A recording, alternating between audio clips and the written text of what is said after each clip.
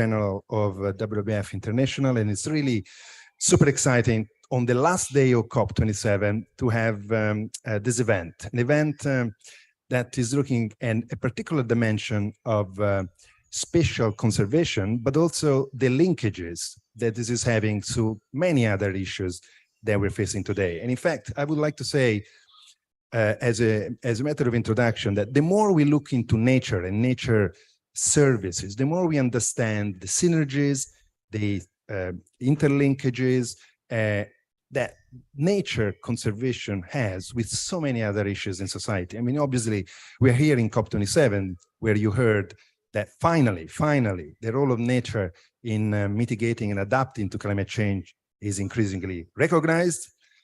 Finally, because it took quite a long time, but also increasingly the role of nature in terms of water security, food security, well-being, human health, and most recently, a super exciting element of nature-based pandemic prevention, the role of nature in actually helping us prevent the next pandemic. This is super exciting, and today we are actually going to concentrate on something that recent science, conservation biology, has been telling us for about a couple of more decades. The fact that if we continue to fragment natural habitat, that is going to start affecting both the viability of species populations in those habitats, so biodiversity, but also the resilience of the same ecosystems to a number of pressures of human nature. And on the other hand, the fragmentation of the habitats has been increasing exponentially over the last several decades. And we are now really facing almost a crisis point in certain landscapes due to fragmentation. And I have to say, conservation organizations like WWF and many others, and also governments, until now have been focusing particularly on the conservation of specific sites without actually perhaps paying enough attention to the connectivity between the sites. So all this will be discussed today.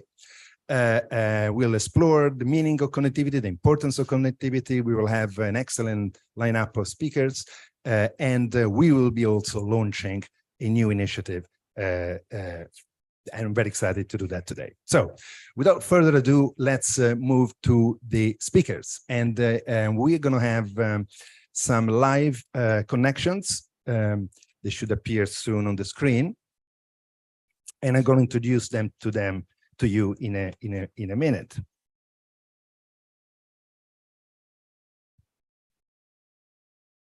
Shall we put to the Zoom? Yeah, here we are. Fantastic. So first of all, we're going to hear from Gary Tabor.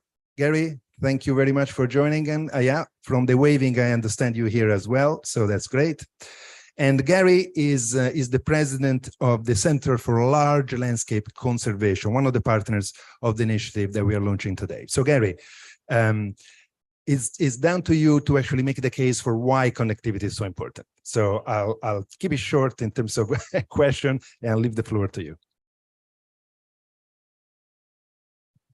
Thank you, Marco. Thank you, everyone, for attending this session today. We don't hear you, Gary. Not sure whether the problem is from our side. Can you hear me now? Yes, perfect. Thank you. Okay. Thank you, Marco, and thank you, everyone, for attending this session, this exciting session on ecological connectivity conservation. Look, we live on a dynamic planet. Sometimes we forget about that, with life constantly interacting and in motion. And the conservation community, as it's approached this kind of dynamism, has been fragmented. We've kind of split ourselves unnecessarily into camps that look at the atmosphere and the biosphere as if the two approaches looking at climate and biodiversity are not connected to each other. The world is suffering a pandemic of fragmentation. In fact, in this year alone, we've had unprecedented levels of habitat fragmentation in the Amazon, in Australia, and many other spots in the world, and we can't even see what's going on in the marine sector. So more than 50% of the planet is now fragmented. And of course, this pandemic is also caused of COVID from fragmentation itself. We know that climate change exacerbates fragmentation. It limits the ability for species to respond to these changing environmental conditions. If species can't respond, they will not survive. So connectivity conservation has arisen based on 70 years of conservation science, and literally within the last 20 years, and it bridges the climate and biodiversity realms. It's defined as trying to save the functions of nature. Ecological connectivity is saving the unimpeded movement of species and the flow of natural processes that sustain life on Earth. What it means is that while parks and protected areas, and we want more and we want bigger, are the pillars of conservation, they cannot save all the functions of nature unto themselves. In fact, the big news, and we all know this, is that conservation has to happen on all lands and waters for nature to survive, for us to survive. And this area is called the matrix. And connectivity conservation allows us to focus strategically on what parts of the matrix are more important to save in a priority setting so that we can concentrate our efforts and be efficient. And it's more than just animal movement. Connectivity conservation can serve so many ecological processes that we put on the left-hand side of the slide. So all around the world, connectivity conservation has arisen, I would say, in a bottom-up fashion to respond to the changes in climate and biodiversity and the fact that we're not saving nature at a large scale and that we have to involve people across jurisdictions and across cultures. And it is now a global movement that really is just emerging as a major force for addressing some of the problems that we're seeing here in Egypt and soon in Montreal. If I could use a health metaphor, connectivity, if parks and protected areas are the heart and lungs of the organs of nature, connectivity saves the circulatory system of nature, and we've not had a very good role in doing that. We've not done that very well. And what we want to do isn't rocket science. It is a bit of social science and it's a bit of ecological science, is that we have to stop fragmentation, period. If we want to save life on Earth, if we want to create the resilience we need, we want to protect those connections. And if there is fragmentation, we want to mitigate that fragmentation. And if there is fragmentation, we want to use designated ecological corridors between protected areas to create ecological networks of conservation. So you can think of the world as highways for people and wildways for nature. If you look at the current protected area system around the world, only 10% of terrestrial protected areas are connected. So we have done a poor job of even connecting what we're saving in nature around the world. And so our goal is not only connecting these protected areas, but also connectivity has a role in connecting restoration areas. So the same principles apply, but because we have to go to scale with so much restoration around the world, this is the UN decade for ecosystem restoration. Connectivity also plays a big role in going to scale for restoration. And why is this important? Let's just look at Australia real quickly here. It's that the operating space for nature is changing.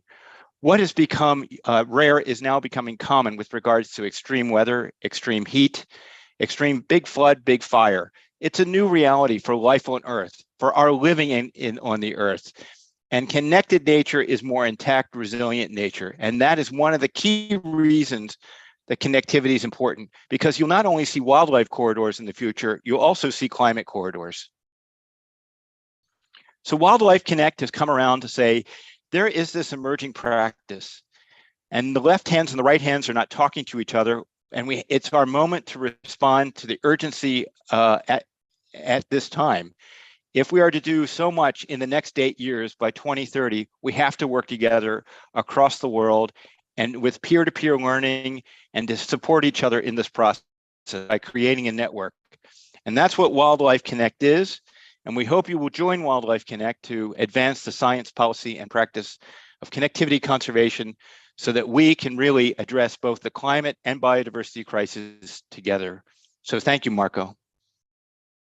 Gary, thank you very, very much for that. I loved your expression of the parallel you create between the connectivity and the circularity system of the planet. I think that's really powerful visual image.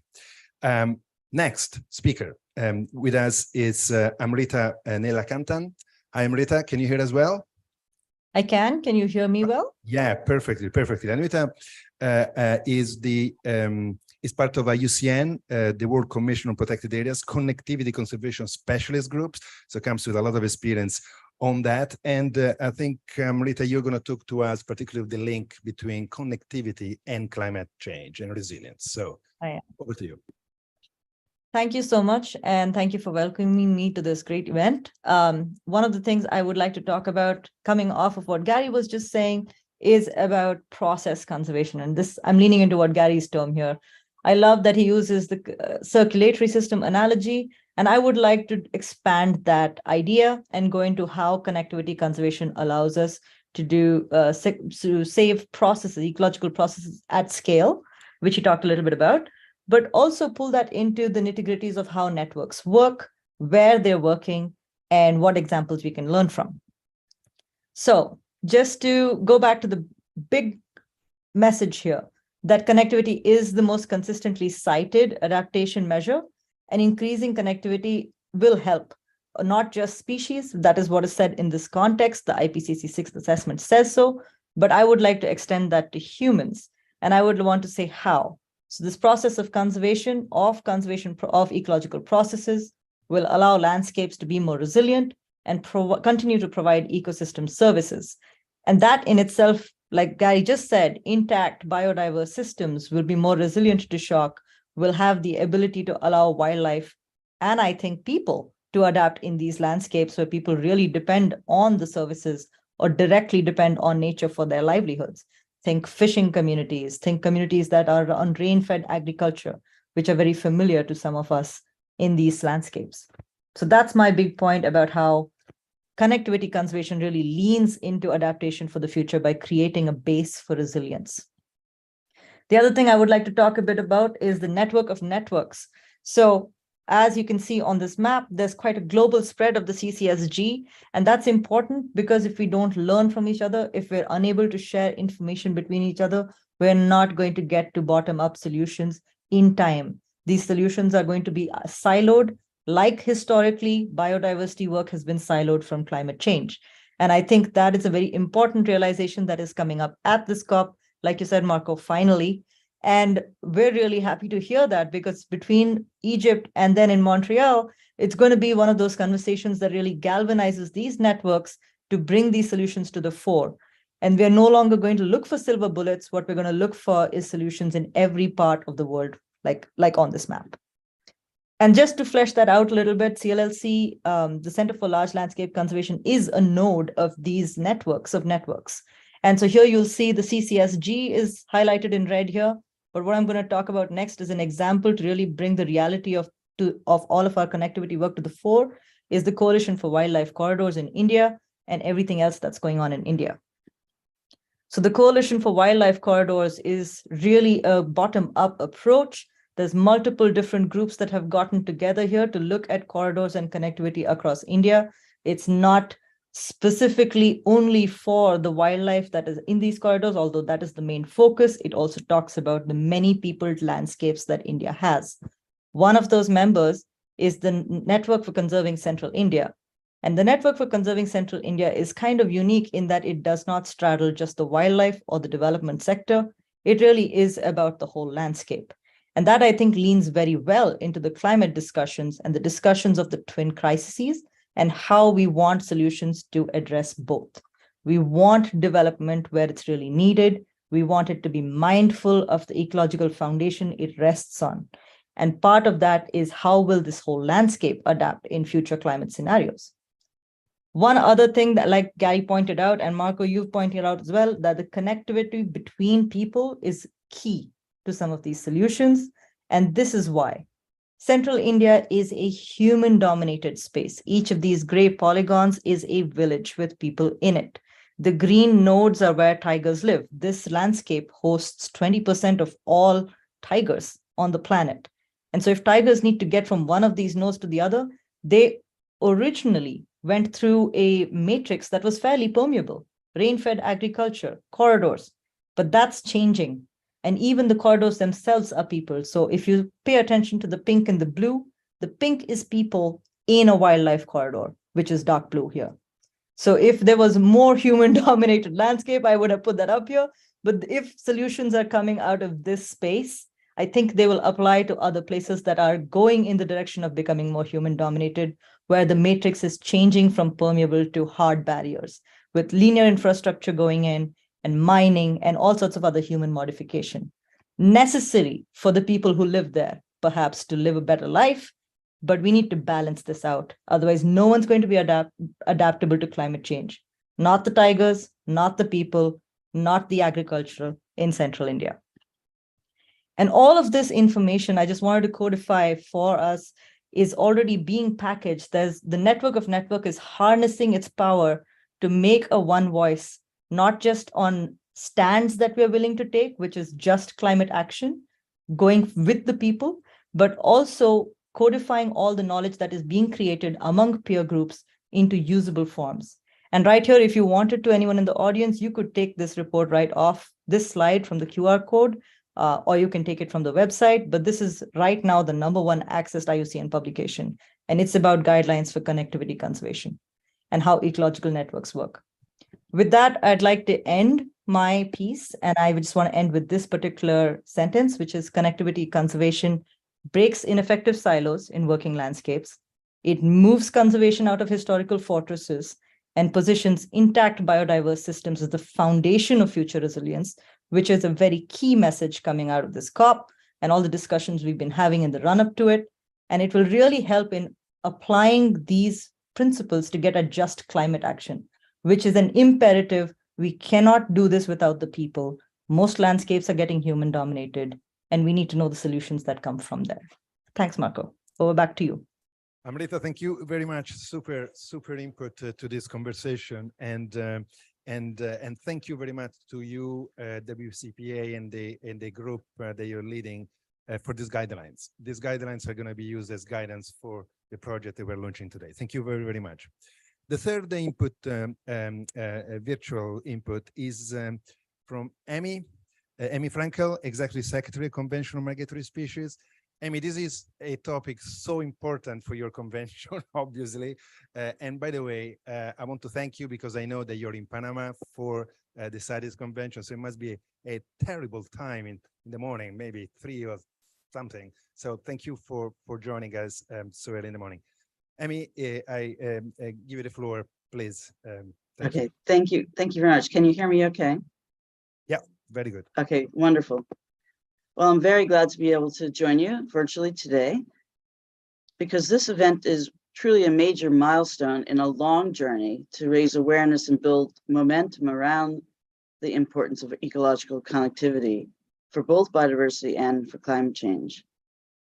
Now, the importance of ecological connectivity for healthy ecosystems was actually recognized when the words well-connected were included in Aichi Biodiversity Target 11 on protected areas back in 2010. But this aspect of Target 11 failed to be implemented, a point that was underscored by the IPBES Global Assessment on Biodiversity in 2019. Now you've heard, well, you know that connectivity is absolutely essential to achieve the objectives of the Convention on Migratory Species. First, migratory species rely on a network of specific types of sites and habitats as part of their annual movements. Second, migratory species must be able to access those. They have to be able to move unhindered in order to reach these sites, which can be located across many human-made hazards and barriers, as well as across national boundaries and even continents. But connectivity is not just relevant to species and ecosystems. In fact, the second, and speaking of restoration, the second Global Land Outlook that was released this year noted the key role of ecological connectivity in effectively ensuring the long-term positive impacts of interventions for restoring degraded lands and ecosystems. it is also a very powerful tool to assist governments in their national planning so as to be able to map out which areas are priorities for conservation and which are most suitable for a variety of economic activities. And finally, as has been said by the previous speaker, connectivity plays a key role in climate change, adaptation, and resilience for species and the entire ecosystems. Now, I am very happy to report that connectivity has been gaining incredible traction and recognition in many international processes, as well as in national conservation efforts. To name just a few, in 2021, the UN General Assembly took an unprecedented action and adopted Resolution 75/271, which calls on member states to increase international cooperation to maintain and enhance connectivity of transboundary habitats, cross-border protected areas, vulnerable ecosystems, and other important ecosystems. The GEF8 program, the Global Environment Facility, which was adopted this year, and the council meeting is actually at the end of the month to appoint lead agencies. It gives strong emphasis to connectivity, including in the Global Wildlife Program, the Critical Biomes Program, as well as in the Infrastructure Program, which focuses on road and rail infrastructure. In fact, 6 out of 11 of the integrated programs and 3 out of 5 of the focal areas of GEF8 include provisions for restoring, maintaining, and promoting connectivity.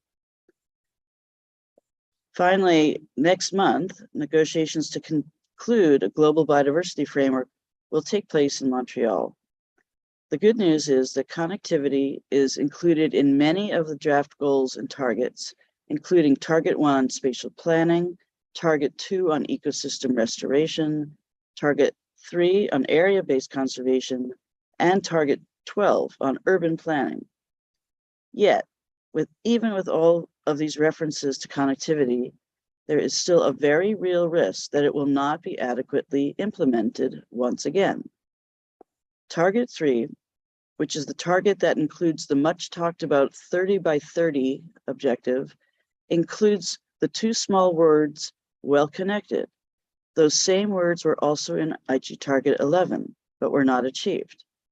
So in order to ensure that the 30 by 30 target is truly ambitious in reality, connectivity must be at the center of its implementation and used to determine which areas to protect or conserve, not merely be an afterthought.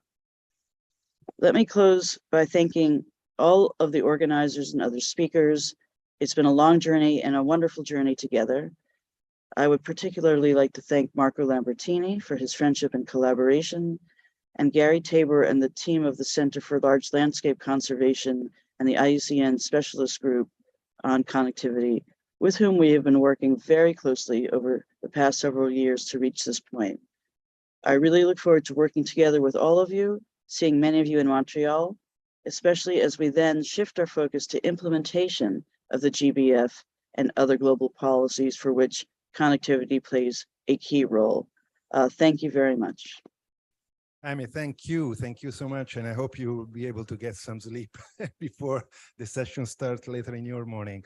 But you mentioned something super important, which is the GBF in Montreal next month. And we'll touch base on this later with the audience here as well, because that's the opportunity, as you say, not just to set the targets, but also to focus on implementation and the means that will actually allow those targets to be implemented. Amy, thank you so much. You're leading a super important convention, and for sure we'll continue to collaborate strongly on this. Thank you.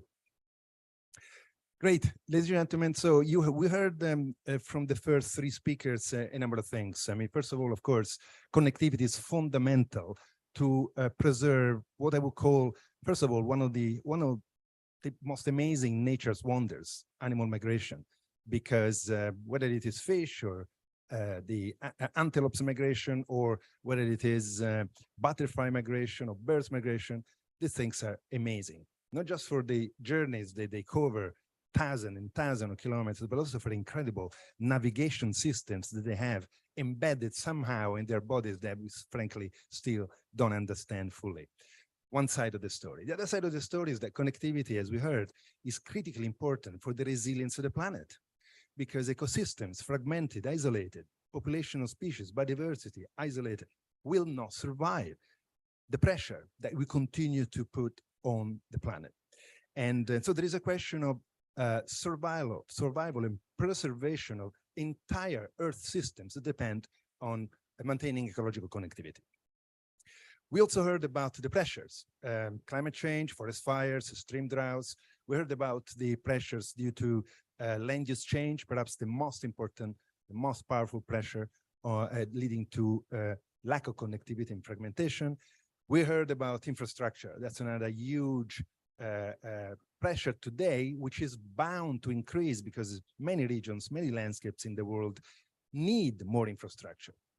And we are in Africa. And Africa is probably the continent that will see the greatest development of infrastructure on their landscapes.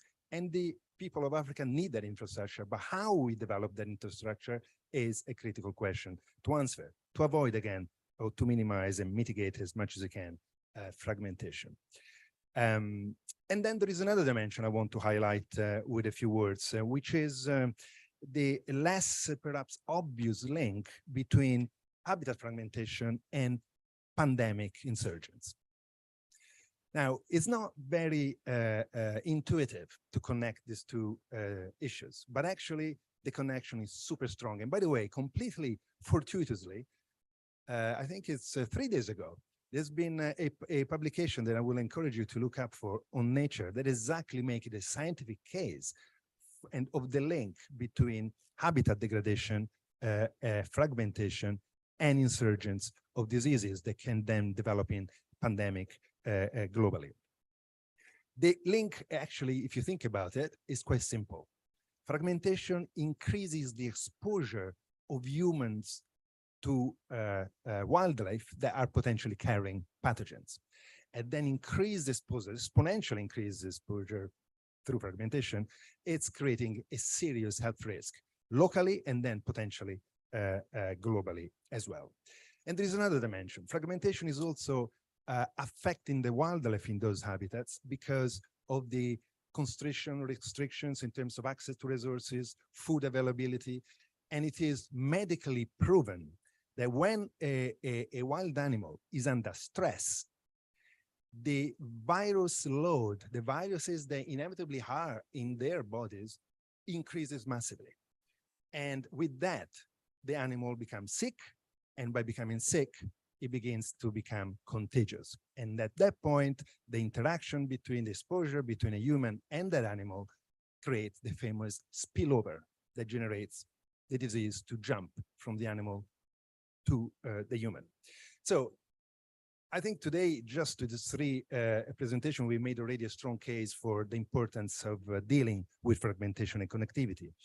And we also heard, and I said at the beginning, it was said by Amy as well, that we haven't really paid enough, and Gary, we haven't really paid enough attention to this issue, and we should. And so it is my absolute pleasure today at this event to launch a partnership that has come together to develop an initiative specifically dedicated to dealing with fragmentation and ensuring connectivity.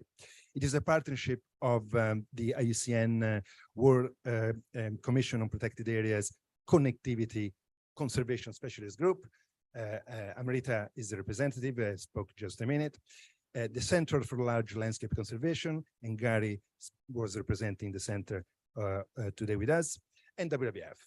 And the initiative is called Wildlife Connect. It is an ambitious initiative that is dealing finally with an issue that's been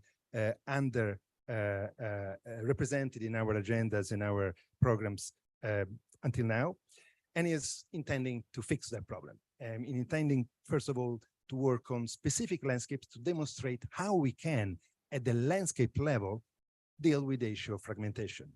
Increase connectivity that benefits wildlife, wildlife movement, wildlife resilience, ecosystem, permanence and resilience, and also livelihoods at the local level, and contribute in the meantime to help with issues like climate change, mitigation and adaptation, and as well health issues at the local and global level. So it is an ambitious initiative. We are super excited to launch it today. We have with us Rafael Antelo. Here is Rafael. He's the leader of the initiative. He's lucky enough to take on this challenge. He's going to be based in Bolivia, Santa Cruz, another lucky thing because it's a wonderful place to live in. But the challenge is big. And so Rafael needs the help of all of us because I think as Rita showed through a slide and Amy and Gary mentioned, an issue like this has to be dealt in partnership. There is no way one organization alone can actually make any headway. And let me just mention the 4 exciting landscapes that we are focusing on. The first one is actually not far from here. It's Unganisha, is the southern part of Kenya and the northern part of Tanzania. The second one is the Chaco Pantanal, one of the most exciting Latin American landscapes that you can think of. The third one is in Europe, the Carpathian Mountains. And the fourth one is exactly the area that Amrita mentioned in her presentation, Central India.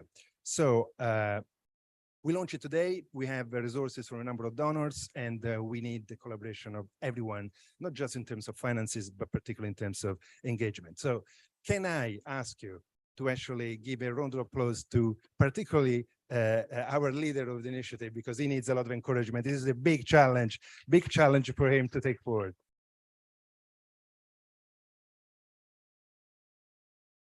Thank you for that. Let me just get back to the program. And we have a few more very exciting speakers lined up for us today. Let me get the first one is actually a person that is leading also a very exciting initiative. Is Senator Dantec, that please come on stage. And he's going to talk to us about an initiative that is focusing on Africa, about ensuring connectivity in African corridors. Merci beaucoup de vous de nous, Monsieur Senator. Then we have Catherine Stewart. Please come on stage. Catherine has launched another initiative. So we are now going to talk about implementation on theory.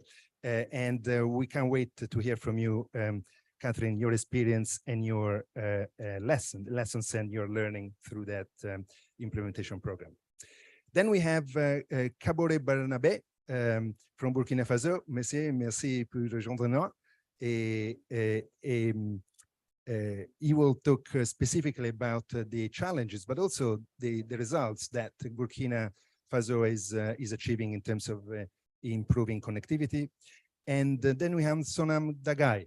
Sonan is with us. Thank you so much for joining us. Sonan is coming from another impressive landscape, which is in the Himalayas of Bhutan, and we'll hear about the landscape as well. So thank you very much, everyone, for joining us. And let's start with the first question. Senator Dantec, you are leading this great initiative, very ambitious in Africa. I think we are all very eager to hear from you. What are the objectives? What are the challenges? And how you think you're going to deliver it? Thank you. Merci.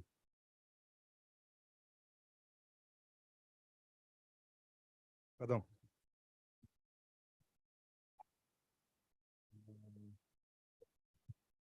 Merci, vous m'entendez. I speak in French. Merci beaucoup pour cette invitation. Très rapidement, je ne reprendrai pas tout ce qui a été présenté déjà sur l'enjeu en termes de biodiversité, de travailler maintenant sur les connectivités et l'initiative que porte l'association Climate Change avec la directrice biodiversité Anne Rema qui est là aussi, qui pourra répondre à vos questions, est totalement complémentaire de ce qui a été présenté, avec cette idée qu'il faut maintenant justement sortir aussi uniquement du monde de la conservation. C'est-à-dire les enjeux qui sont devant nous nécessitent de mettre tous les acteurs ensemble autour de la table. Climate Change, c'est une association dans la galaxie de toutes les associations qui s'occupent du climat, qui a la particularité de chercher depuis sa création à mettre ensemble la totalité des acteurs non étatiques, les États, c'est-à-dire les gouvernements locaux, les entreprises, les ONG et les États. pour justement renforcer l'action sur le terrain. Nous venons donc du monde du climat, pas du monde de la conservation, mais il nous semble qu'aujourd'hui, et je crois que c'est très présent dans les discours des présidents, des politiques, qu'il y a une convergence entre les grandes conventions nées de Rio, convention biodiversité, convention désertification, convention climat, et qu'il faut donc aussi imaginer maintenant des coalitions qui correspondent à cette convergence des conventions. Donc, l'initiative que nous portons de grandes coalitions sur les corridors de biodiversité en Afrique part de ce constat qu'il n'y a plus d'un côté le climat, de l'autre la biodiversité, et part aussi de l'idée que quand on parle de connectivité, on ne parle pas uniquement de patrimoine naturel, on parle aussi beaucoup des vrais gens qui vivent dans ces corridors. Parce que la différence entre le parc et le corridor, c'est qu'il y a du monde qui vit. Il y a donc des cohabitations à imaginer, à accompagner, et que c'est extrêmement différent. C'est aussi extrêmement différent sur l'aspect financier du modèle du corridor. Autant le grand parc a un modèle lié au tourisme ou à la chasse historiquement, même si ce modèle est aujourd'hui aussi questionné et voire en difficulté, mais le corridor ne propose pas le même modèle. Certes, certains corridors font certainement de l'écotourisme, mais fondamentalement, il faut trouver d'autres types de financement pour permettre aux populations locales de retirer un bénéfice d'un passage d'éléphant qui n'est pas obligatoirement souhaité, on en parlait tout à l'heure, quand l'éléphant passe dans les cultures. Et là, la finance climat devient aussi un acteur assez important. La reforestation, la renaturation, parce que ce n'est pas que des questions de forêt, c'est aussi des questions de savane, de ces espaces, va aussi certainement capter du carbone. Donc, créer aussi des flux financiers.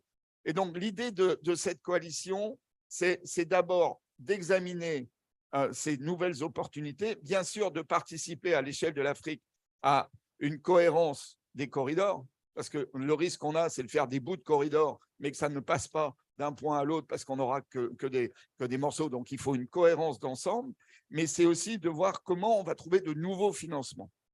Et là, je pense qu'on est sur un enjeu majeur. Donc, cette coalition, on va travailler d'abord sur du mapping, les grands enjeux, et là, vous travaillez sur des cartes. Et là, nous, en tant qu'acteurs, agrégateurs, on n'a pas vocation à être l'acteur de terrain qui va définir les cartes, ça, il faut laisser aux scientifiques et aux ONG, mais on a besoin de cette cohérence des grands enjeux de corridor, on a besoin d'un mapping de l'ensemble des acteurs de terrain qui portent les différentes initiatives. Il y a des grands acteurs et on est ravis que WWF soit membre de cette coalition, mais il y a aussi beaucoup de très petits acteurs qui mènent des actions importantes, mais sur des toutes petites échelles. Donc, il nous faut ce mapping complet. Derrière, ça veut dire des acteurs qu'on mettra peut-être en lien avec des financeurs, avec de la compensation volontaire, avec des entreprises, avec des États, avec des banques de développement. Et c'est cette cohérence globale que nous essayons de monter. C'est aussi très ambitieux, effectivement. Il faudra évidemment du temps pour arriver à un effet complet. Mais donc, à Montréal, nous présenterons cette coalition coprésidée au niveau ministériel par la France, le Gabon, la Guinée et probablement la Tanzanie. Je dis probablement puisque les autres formellement ont annoncé leur présence. L'événement sera autour du 15, la deuxième semaine de la COP, mais avec un collège ONG où on essaiera de retrouver toutes les ONG. C'est aussi notre particularité, comme on n'est pas un acteur de terrain, de pouvoir rassembler tout le monde. On ne va pas chercher des grands financements, on ne va pas chercher à gérer des parcs. Donc, un groupe ONG, un groupe entreprise, un groupe d'experts sur les standards de compensation liés à la biodiversité et un groupe d'experts scientifiques. Et dans les autres actions que mènera cette coalition, nous publierons chaque année un rapport, puisque nous avons déjà, nous, à l'échelle mondiale, un rapport d'observation sur l'action non étatique climatique, un rapport spécifique sur les actions sur les corridors de biodiversité pour montrer l'évolution des choses. Donc voilà l'idée de cette coalition totalement complémentaire, puisqu'on voit bien cette question de la connectivité des corridors est aujourd'hui montée très haut dans l'agenda de la biodiversité et du climat. Sénateur Dantec, merci beaucoup et congratulations. C'était un grand défi, mais comme vous dites, une grande opportunité aussi. Merci beaucoup. And now joined us also our additional speaker, Ulises Lovera. Ulises Lovera is the National Director of Climate Change in Paraguay. So thank you for joining us, Senor Lovera, and please join the panel. Catherine, I'm coming to you now. Thank you. So Catherine is Canada's ambassador for climate change. And so it will be really fascinating to understand how this initiative that we are launching on connectivity, what are the objectives? What push the Canadian government to actually launch an initiative like this? And what do you expect to achieve? Thank you very much. And thank you for the invitation to be here to be able to talk about this really important topic. Canada recently launched a $60 million program for ecological corridors. And there are many different reasons why we established this program. We know first and foremost that Canada and the world face a dual crisis of biodiversity and climate change. And we need to look at these crises on the same side of the coin. So global and national commitments to address biological diversity loss, for example, need to be evaluated based on priorities that we face with climate change. As Gary Tudor's presentation pointed out, for protected areas to be effective, they must connect across the landscape. In Canada's case, we have many different jurisdictions that are responsible for the land, and the federal government is only 3.6% of those protected areas. So we have to work together across the board. And the Ecological Corridor Program really provides an opportunity to connect these different protected areas from federal lands, provincial lands, Indigenous and other effective area-based conservation areas. Ecological corridors are also needed to accommodate observed and anticipated shifts in the distribution of species and ecosystems and facilitate adaptation to a changing climate. So there's widespread recognition of need for restoration or maintenance of the connectivity in the highly fragmented human-altered landscapes, particularly in the south and mid-latitudes of Canada, where the bulk of our population exists. So just briefly on how Canada is planning on reaching our objectives. So a lot has already been said, including by the Senator, about collaborating with multiple partners. And so Canada does this in close collaboration with our Indigenous communities and all levels in government, be it provincial, territorial, municipal, as well as with environmental organizations and academia. And following advice from experts, Canada is supporting existing initiatives on the ground for results. So as an example, Canada supported, we enabled a local nonprofit group to acquire property that enhanced connectivity between one of our parks north of Ottawa, the Gatineau Park, to areas of core habitat outside of the park.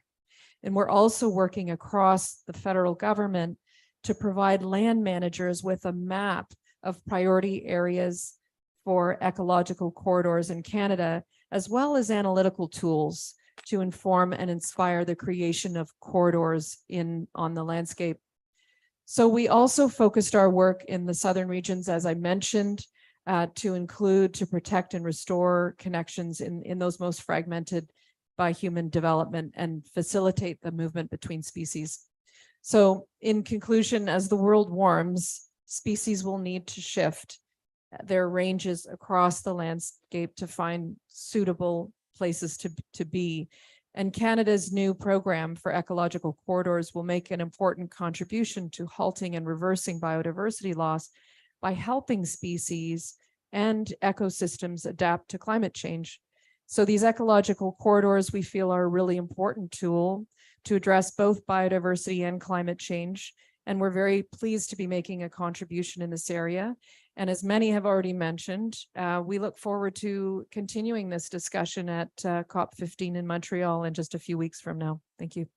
Fantastic. Thank you so much, Catherine. I mean, this is a really clear example of a government that has understood the importance of dealing with fragmentation. And by the way, Canada, think about salmon, caribou, monarch butterflies. You have some of the most extraordinary example of wildlife migration in the world. So thank you for that. Mr. Barnabé, I'm coming to you now. You're from Burkina Faso, and yeah, we can hear you well. And you're working on connectivity has a double win potential. On one hand, wildlife conservation, because you have an elephant population that needs to move across countries, in fact, to Ghana and back. But also you have the issue of desertification. And so how you use habitat connectivity, habitat preservation to resolve both of these issues that you're facing. Thank you.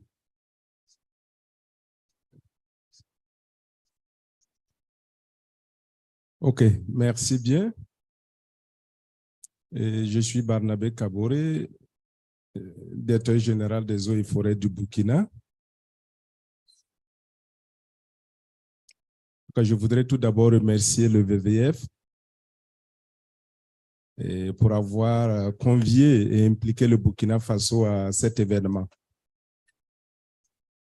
Effectivement, comme vous l'avez dit, le Burkina Faso est un pays sahélien.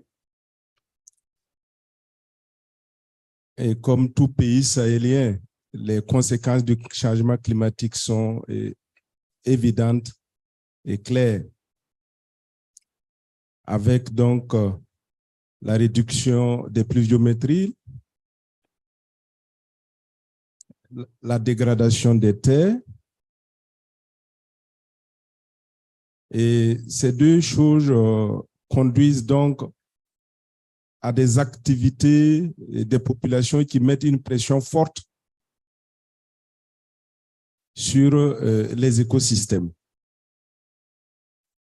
Et le Burkina Faso comporte un certain nombre d'aires protégées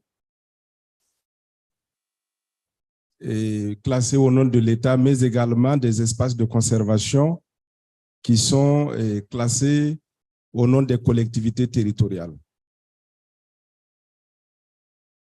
Mais le constat est que ces aires classées et ces espaces de conservation ne sont pas connectés. Alors que nous avons également une forte biodiversité faunique qui a besoin de se déplacer, en tout cas entre ces différents écosystèmes qui ne sont pas connectés.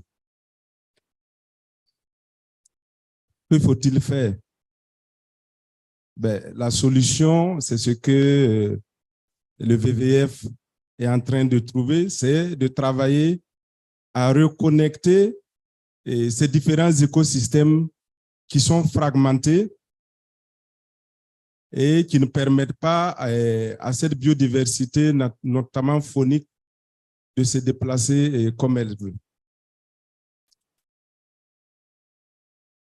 Je veux aller plus donc dans le concret en donnant l'exemple de ce qu'on est en train de faire au niveau du complexe que nous appelons Parc de Pau, Ranch de Nazenga et Forêt de la Sicile. C'est un écosystème qui est situé à la frontière entre le Burkina et le Ghana. Et il y a un parc national, il y a un ranch de gibier, mais ces deux aires protégées ne sont pas connectées.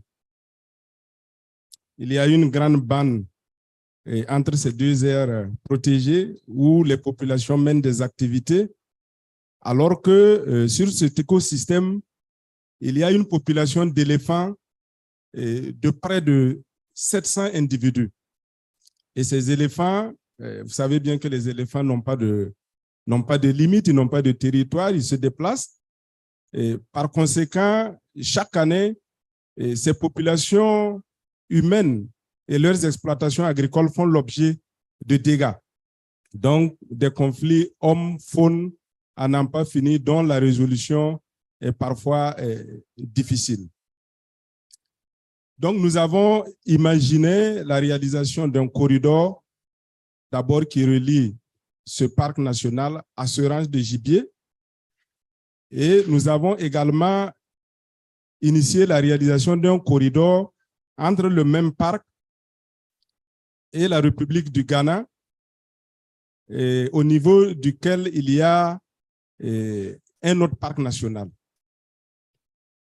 Voilà, donc à travers des ONG, des associations et en impliquant les collectivités territoriales, nous avons négocié avec les populations locales et nous avons délimité ce corridor ou ces deux corridors, parce que finalement, ces deux corridors, un corridor entre le ranch et le parc national et un autre corridor entre le parc national et un autre parc national au niveau de la République du Ghana.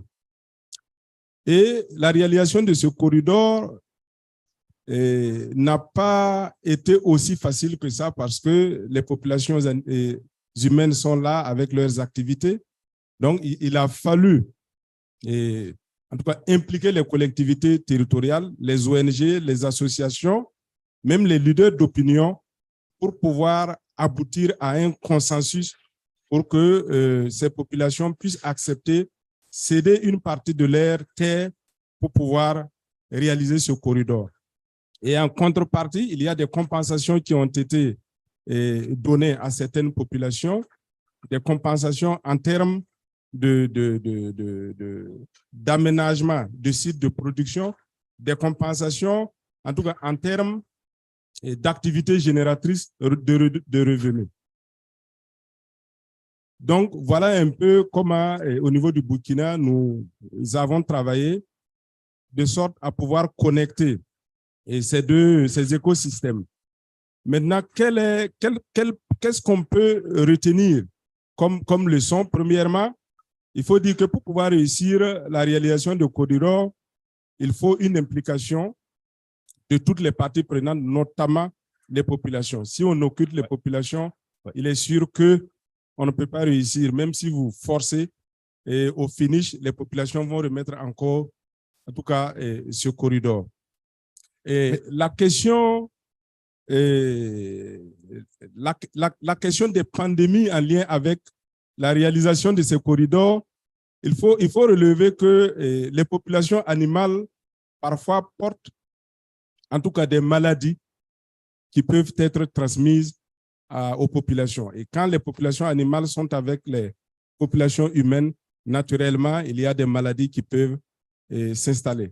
Ouais. Avec la réalisation de ces corridors, je pense qu'on réduit cette possibilité, en tout cas, de passage de maladies entre les populations animales et les populations humaines. Merci. Voilà donc ce que je peux dire de façon succincte. C'est un sujet très, très intéressant que l'on ne peut pas aborder, en tout cas, en 3, 4, 5 minutes.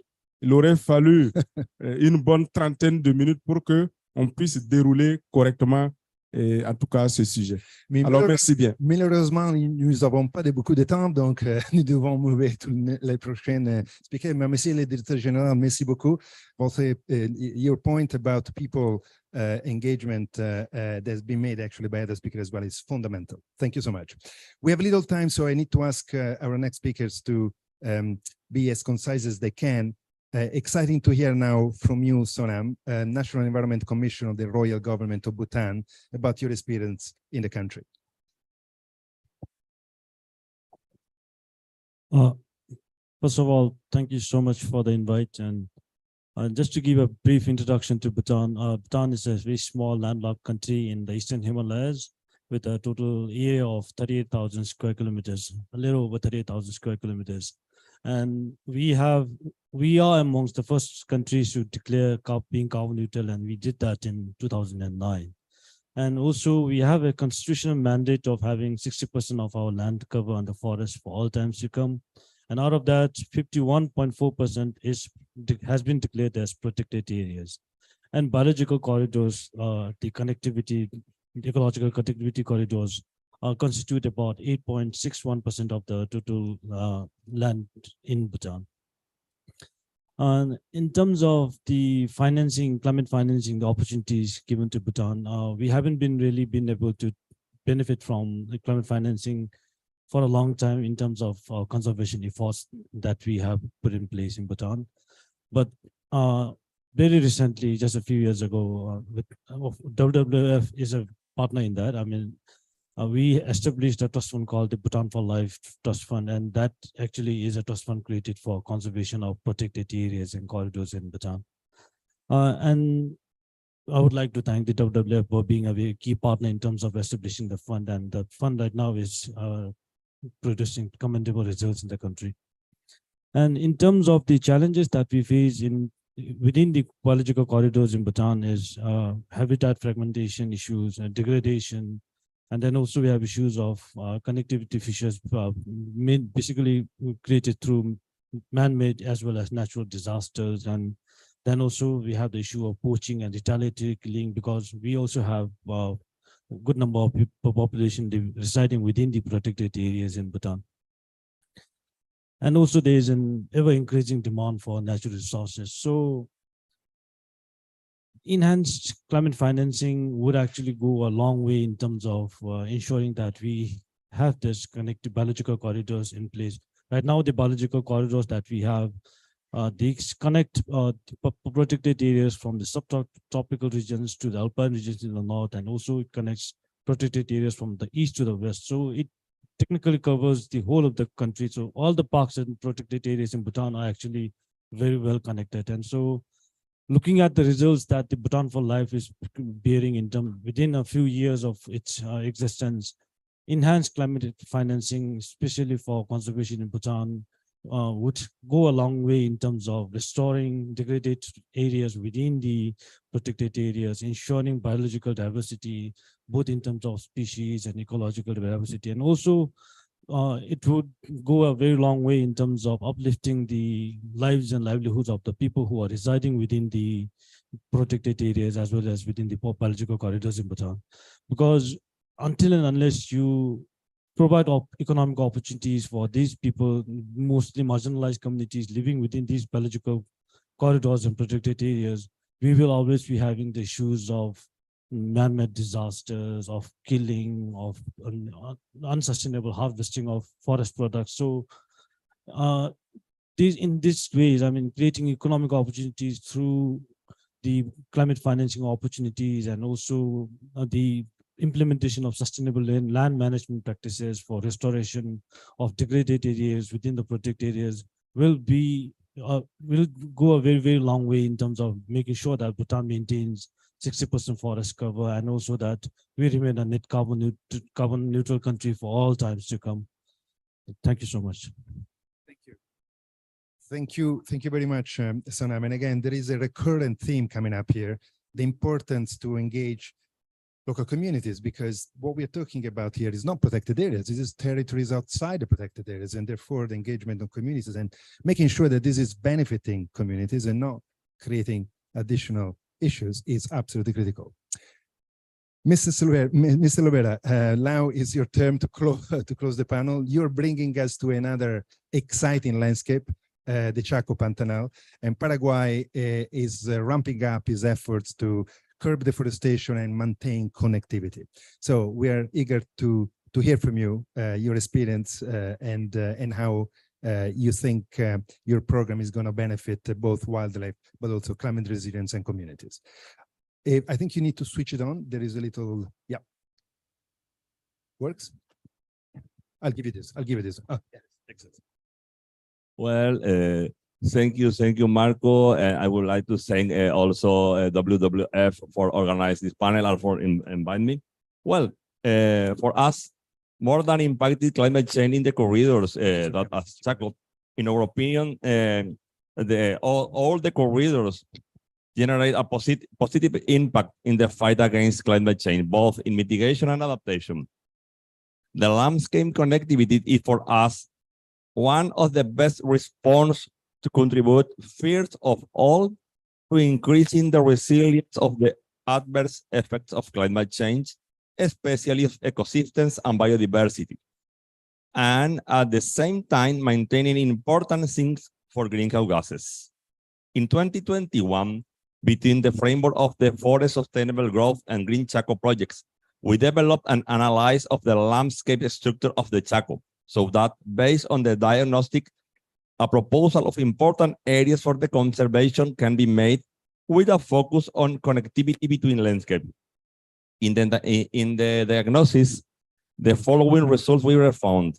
Currently, forest cover occupies in the Chaco is 52% of the all landscapes in the territory, and 31% correspond to agricultural land. The extension of the savannas and lowland represent 60%, and the rest, short vegetation, lagoons and urban areas and are also 2%. In addition,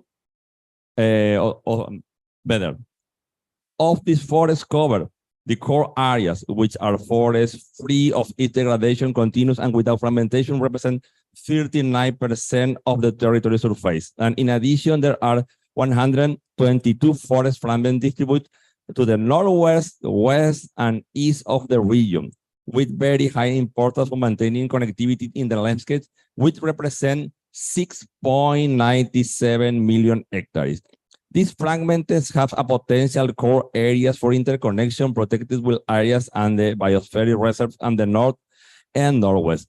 Likewise, the connection can occur in the east through the Paraguay River, and in the west and southwest through the Pilcomayo rivers, and in continental delta rivers into which it branches until it flows into Paraguay River.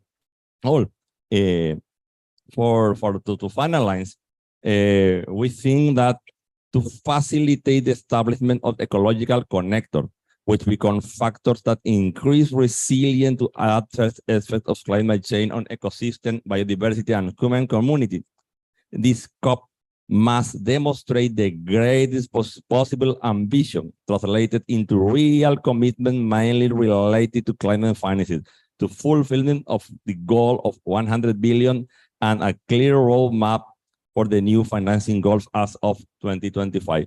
Only then can it truly be remembered as the cost of implementation. Muchas gracias, Director Lovera. Thank you very much.